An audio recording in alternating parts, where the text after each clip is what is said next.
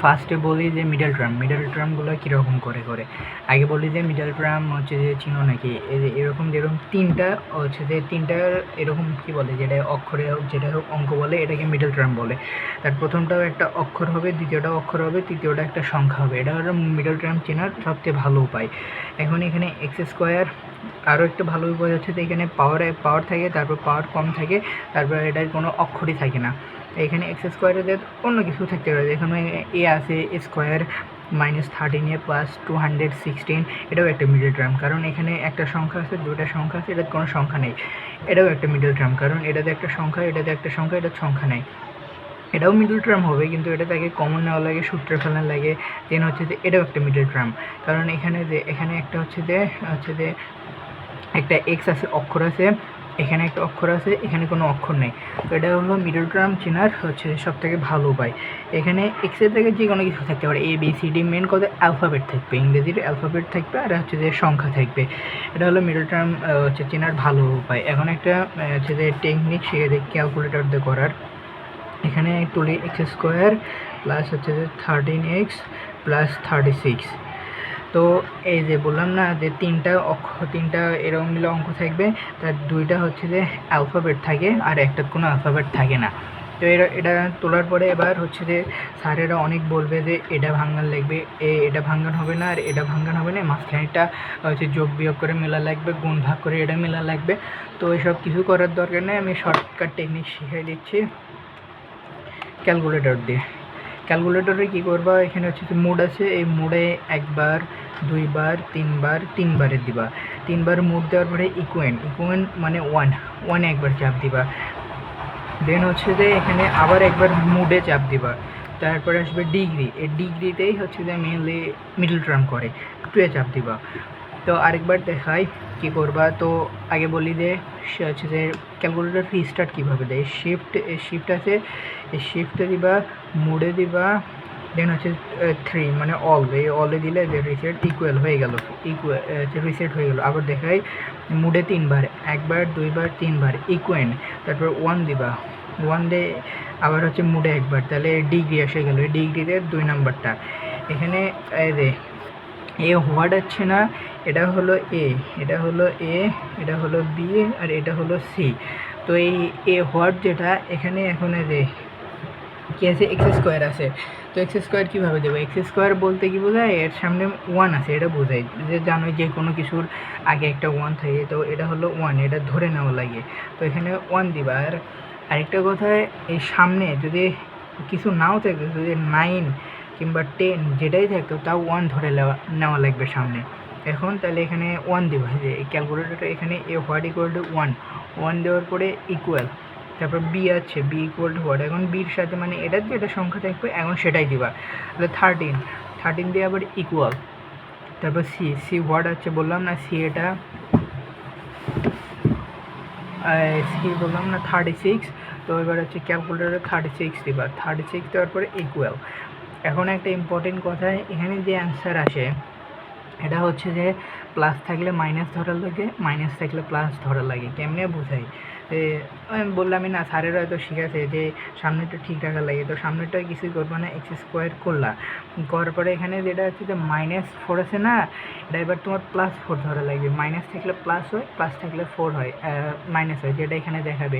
তো এখানে মাইনাস আছে, সেই জন্য ধরবো হচ্ছে প্লাস হচ্ছে যে 4x। বললাম না যে মাঝখানেরটা হচ্ছে ভাঙার লাগে, আর এই দুই সাইডেরটা ঠিকই থাকে, মাঝখানেরটা ভাঙিয়ে মিডল টার্ম করার লাগে, মিডলেরটা ভাঙার লাগে। তো x1 ইকুয়াল টু 4, -4 তুমি দিলে হচ্ছে যে +4x হয়ে গেলো। তারপর আবার ইকুয়াল, আবার আছে -9, তাহলে কী হবে, +9 হবে, তাহলে হচ্ছে +9x হয়ে গেল না। এবার দুইটা যোগ করে দেখো, 9 4 13, 13x, আর হচ্ছে গুণ করলে 9 × 4 ইকুয়াল টু 36 হয়ে গেল না। এবার হচ্ছে যে +36। তো এটাই তো নিয়ম, যে প্রথমেরটাও ঠিক থাকে, শেষেরটাও ঠিক থাকে, মাঝখানেরটা ভাঙার লাগে। এটাই স্যারেরা অনেক হিসাব করে বলে। তো কোনো কিছু করার দরকার নেই, এরকম এখানে যেটা আসবে ওটার বিপরীতটা নিবা, আর মাঝখানেরটা ভাঙাবো, মানে 9 মানে খালি 9 না, তো 9-এর সাথে x, এখানে ABCD যেটাই থাকবে ওটা নিবা। তো ইকুয়াল, এবার পরের লাইনে কী হবে, এখানে 2 পার্টে ভাগ করে মনে মনে এইটুকু এক পার্ট, এইটুকু এক পার্ট, এরকম মনে মনে আইডিয়া করে নিবা। তাহলে এখান থেকে যদি এক্স কমন নেও, তাহলে এক্স কমন নিলে এখানে দুইটা এক্স স্কোয়ার মানে হচ্ছে দুইটা এক্স আছে, তাহলে এক্স প্লাস এখানে হচ্ছে যে এখান থেকে 4x মানে 4 ইন্টু এক্স এখানে, তাহলে এখান থেকে যদি এক্স কমন নাও তাহলে 4 থাকে। আবার এখানে হচ্ছে তো প্লাস আছে, তাহলে প্লাস এখান থেকে কী কমন নিবা, 9 কমন নিবা। তাহলে 9 ইকুয়াল টু এক্স, এখানে এক্স আছে আর হচ্ছে 9 কমন নিলে মানে ভাগ করা লাগে, 36কে ভাগ করলে 4 হয়। এখন তোমার মাথায় আসতে পারে যে এখানে 9ই কিছু কমন নিলাম, এক্স নিলাম না এরকম, তো এটার সাথে মিল লাগে যে প্রথমে এখানে এক্স কমন নিছো, তাহলে এক্স কমন নিলে প্লাস 4 হচ্ছে যে এখান থেকে এক্স প্লাস এখান থেকে 4x আছে, 4 কমন নিলে, তো এটার সাথে মিলানোর জন্য এখানে আগে থেকে হিসাব করে নেওয়া লাগবে যে 9 কমন নিলে আমার এক্স মিল দিছে, প্লাস হচ্ছে 9 দিয়ে যদি 36কে ভাগ করি 4 মিল দিছে। এবার হচ্ছে যে যেহেতু দুটোই কমন, এই দুটো কমন হওয়ার জন্য একটা নিবা এক্স প্লাস 4, আর একটা হচ্ছে যে এটা এক্স হচ্ছে প্লাস 9, এখানে যদি মাইনাস কমন নেওয়া লাগতো তাহলে এক্স মাইনাস 9 হতো। তো এটাই হলো অ্যান্সার, এটাই হলো অ্যান্সার। এই যে দেখো অ্যান্সার এখানেও আসছে হচ্ছে যে 4 হচ্ছে -4 মানে যে +4, আর একটা হচ্ছে -9 মানে 9, এটাই হলো অ্যান্সার। আরেকটা করে দেখাই তাহলে আরও ভালো বুঝতে পারবা। যেমন ধরো এটা মাইনাসেরটা এক্স স্কোয়ার হচ্ছে -37x -615, এটা কি করবা, এটা সামনেও কোনো সংখ্যা নেই কিন্তু তার মানে কি ধরা লাগবে, 1 ধরা লাগবে। তো হচ্ছে যে ওই রকমই যে 3বার মুডে, একবার দুইবার তিনবার মুডে দেওয়ার পরে ইকুয়েনে একবার, ইকুয়েনে দেওয়ার পরে আরেকবার মুডে, তারপরে ডিগ্রি মানে 2তে দেওয়ার পরে যে এ ইকুয়াল টু হোয়াট আসছে না, তো এটা মানে হচ্ছে যে তো এ হলো এটা এ, এটা বি, এটা হচ্ছে সি, বোঝার ক্ষেত্রে দেখাচ্ছি। তো এ ইকুয়াল টু 1 ইকুয়াল টু 1, দেন হচ্ছে যে বি, এখানে বি কি আছে 37x, তাহলে বি ইকুয়াল টু দিবা, এখানে এন্টার করবো হচ্ছে যে 37 ইকুয়াল দেওয়ার পরে এখানে সি আছে হচ্ছে যে 615, তাহলে এখানে লিখবো 615 ইকুয়াল। এবার কি দেখো, এবার x1 ইকুয়াল টু ওটা একটু ভুল হয়ে গেছিলো, তো আবার দেখাই যে কী করবো, 3বার মুডে 1 2 3, 3বার মুডে ইকুয়েনে যেয়ে আবার একবার মুডে যেয়ে ডিগ্রি 2তে 2 হলো ডিগ্রি। তো এবার এ ইকুয়াল টু কী আছে, এক্স আছে, তাহলে +1। এবার বিতে কী আছে, এবার এই মাইনাস ধরা লাগবে, প্লাস থাকলে প্লাস ধরা লাগে না, কিন্তু যদি সামনে মাইনাস থাকে মাইনাসটা ধরতে হয়। তাহলে কী আছে -37x, তাহলে আছে যে এক্সটা তো দেওয়া যাবে না, এক্স ধরতে সবসময় ধরা লাগবে, তাহলে -37 ইকুয়াল। এবার সি কী আছে হচ্ছে যে এবারও মাইনাস, বললাম না যখন মাইনাস থাকে মাইনাসটা ধরা লাগে, কিন্তু প্লাস থাকলে প্লাস ধরতে হয় না, তাহলে -615 650, তাহলে -650। এবার দেখো কি আছে, x1 ইকুয়াল টু আসছে 50 কিন্তু মনে আছে বললাম যে এখানে প্লাস আছে, প্লাস থাকলে তো কোনো সময় আসবে না প্লাস, তো প্লাস থাকলে মাইনাস ধরা লাগবে, যেটা থাকবে তার উল্টা হয়। আর এর অ্যান্সারও দেখো হচ্ছে -50 আসবে, তাহলে এখানে প্রথমটা যেরকম সেরকম ঠিকই রাখা লাগবে।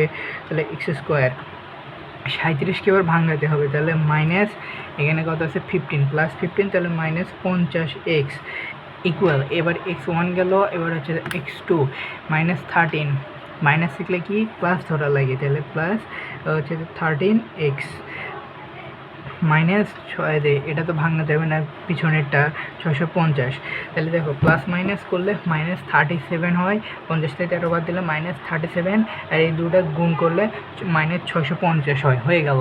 কোনো মাথা খাটানোর দরকার নেই, ক্যালকুলেটর দিয়ে মাঝখানটা ভাঙানো হয়ে গেল। একবার ইকুয়াল টু বললাম না যে এটা আর এটা আর এটা আলাদা করে সেপারেট করে ব্রেন্ডের ভিতরে, তাহলে এখান থেকে এক্স কমন নেবে, এক্স কমন নিলে কী থাকে, একটা এক্স থাকে, -50 থেকে এক্স কমন নিলে 50 থাকে, হয়ে গেল।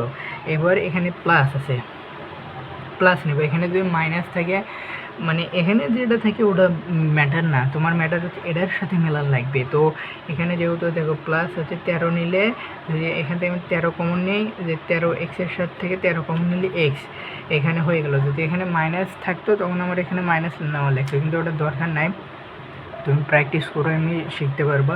তাহলে এখানে 13 কমন নিলে এক্স থাকে মাইনাস, এবার 650 ভাগ 13, আমি জানি 50 হবে, তাও আরেকবার দেখাই হচ্ছে ক্যালকুলেটারে হচ্ছে যে 650 ভাগ 13, এই যে 50 হয়ে গেল। তাহলে হচ্ছে যে 650কে 13 দিয়ে ভাগ করলে 50 হয়, কিন্তু এখানে মাইনাস থাকার কারণে এখানে মাইনাস নেওয়া লাগবে, আর এখানে ক্যালকুলেটারে ভাগ করলে যে 50 আছে 50 হয়ে গেল। তো এই যে আমার এটাও মিলে গেল, এটাও মিলে গেল। যেহেতু দুইটা মিলছে তাহলে এক্স মাইনাস 15, আর এটা হচ্ছে যে ইন্টু এক্স প্লাস হচ্ছে যে 13। দেখো বললাম না -50 অ্যান্সার আসবে, আর এখানে হচ্ছে x1 এসেছিলো হচ্ছে +50 মানে -50, আর x2 এসেছিলো -13 মানে +13। এটাই হলো অ্যান্সার, ইজি। জাস্ট এই মাঝখানের টুকু ভাঙা লাগবে, ভাঙায় হচ্ছে যে এখান থেকে কমন নিলেই হয়ে গেল। তো আরেকটা দেখায়,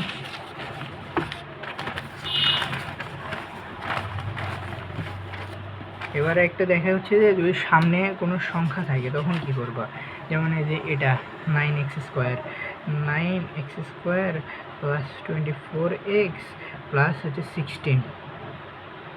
তো এটা কি করবা 16, তো এটা ওরকম ক্যালকুলেটারে যাবা, যে 3 বার 1 2 3, 3 বার মুডে দেওয়ার পরে ইকুয়েন্ট একে চাপ দিবা, দেন হচ্ছে যে আবার মুডে, তারপর 2 ডিগ্রি। এবার আমরা তো জানি হচ্ছে যে এটা এ, এটা বি, এটা সি, কিন্তু এবার এর আগেরগুলো কোনো সামনে সংখ্যা ছিল না, ফাঁকা ছিল, এক ধরে নিছি। কিন্তু সংখ্যা থাকলেও এক ধরে নেওয়া লাগবে সব সময়। A1 যেটা থাকবে এটা হচ্ছে যে এক ধরে নিতে হবে।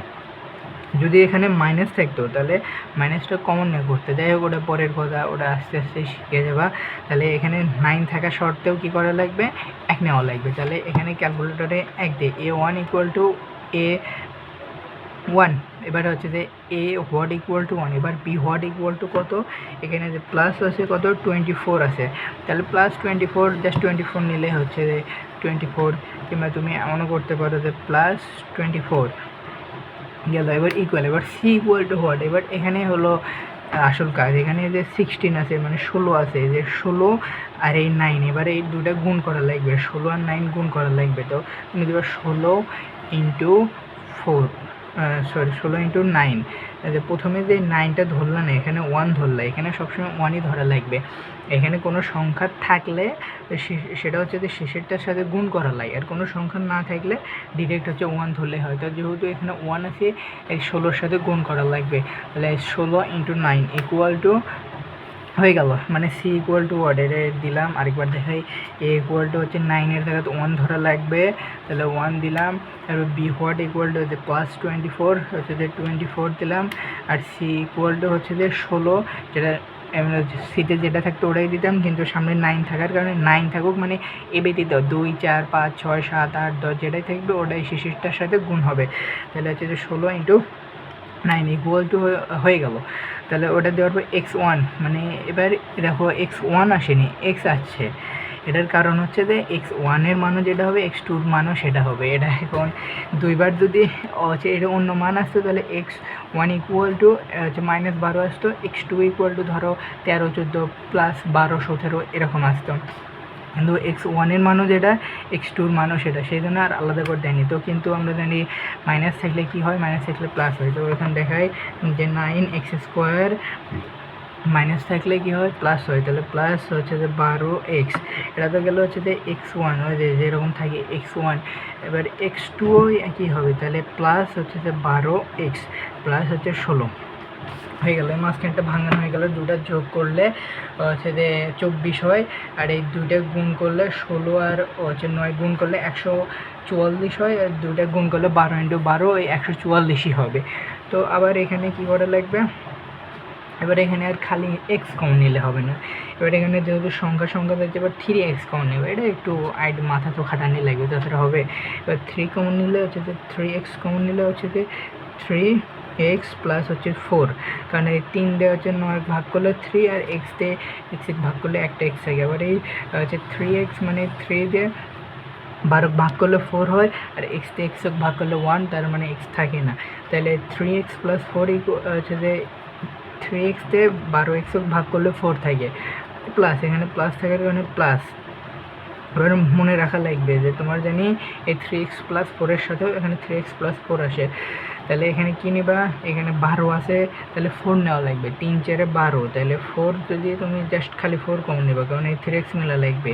4 কমন নিলে 3x কেন খালি 4 কমন নিলা, 4x কেন কমন নিলা না, এটা তো মাথায় আসতে পারে। কারণ এখানে যদি 4x কমন নিতা তাহলে এখানে হচ্ছে যে খালি 3 থাকতো, তখন এক্সটা আসতো না, আর এক্স তো এই 16-এর ভিতরে নাই, তাহলে এক্স আর কমন নেওয়া যাবে না, সেই জন্য খালি 4 কমন নেওয়া লাগবে। তাহলে 4 দিয়ে 12 ভাগ করলে 3, আর এক্স থেকে গেল, প্লাস হচ্ছে যে 4 দিয়ে 16 ভাগ করলে 4 4 16, তাহলে 4 থাকলো।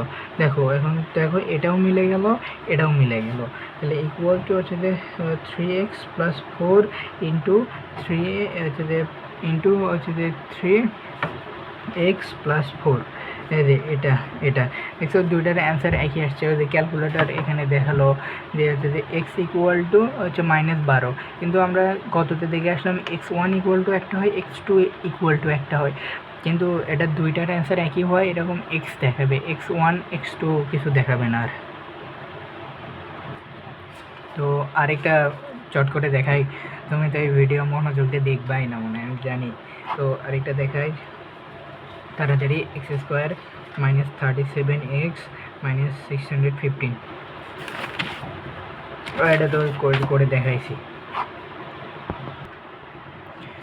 আচ্ছা যাই হোক, এটা এত দূরে থাক, জাস্ট তুমি মনে রাখবা যে মিডল টার্ম হয় কীরকম করে, এরকম একটা হচ্ছে যে দুইটা অক্ষর থাকে, তারপরে একটা সংখ্যা থাকে, এটাও মিডল টার্ম হয়।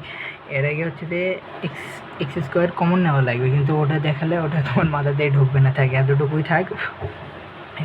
এরম করে যে অঙ্ক থাকবে তার কোনো মানে নেই, অনেক বড় অঙ্ক করতে করতে করতে অঙ্কর মাঝখানে এসে এরকম হয়। এটা জাস্ট হচ্ছে যে ক্যালকুলেটরতে একটা সহজ উপায়, ওই জন্য এরকম করে দেখালাম। তুমি মনে রাখবে যে 3টা অক্ষর থাকে, একটা অক্ষর 2টা অক্ষর, তারপর একটা সংখ্যা থাকে, এটা হচ্ছে যে এ, এটা হচ্ছে যে বি, এটা হচ্ছে যে সি।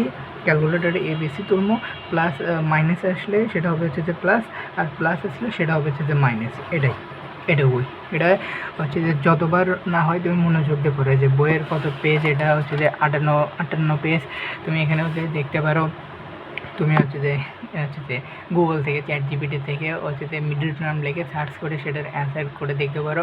আজকে ভিডিও দেখো, আজকে কিংবা যেদিনই ভিডিওটা পুরোপুরি দেখবা, 4-5টা অঙ্ক এরকম করে ক্যালকুলেটর দিয়ে করবা, তারপরে প্রতিদিন 2-3টা করে করবা, করতে করতে দেখবে এমনি হয়ে গেছে, একদিনে একবার সবগুলো অঙ্ক করতে যায় না, মুখস্থ করতে যায় না। এখানে সবগুলো প্রাইম মিডল টার্ম, কিন্তু সবগুলো বুঝবাও না এরকম করে দেখালে, যেটা সহজ এটাই দেখালাম, কিংবা আমি হচ্ছে যে জীবনে মিডল টার্ম কয়েকটা, কিন্তু সবগুলো করতে যায় না, কয়েকটা করো, তারপরে হচ্ছে যে প্রতিদিন 2-1টা করে করো, প্র্যাকটিস করো। মানে আমার ক্যালকুলেটারে এত কিছু দেখাই লাগে না, আমি খালি এরকম করে চাপি, এরকম করে অঙ্ক বের হয়ে যায়। তুমি ক্যালকুলেটার চালাও না দেখে তুমি কিছু জানো না। বাই।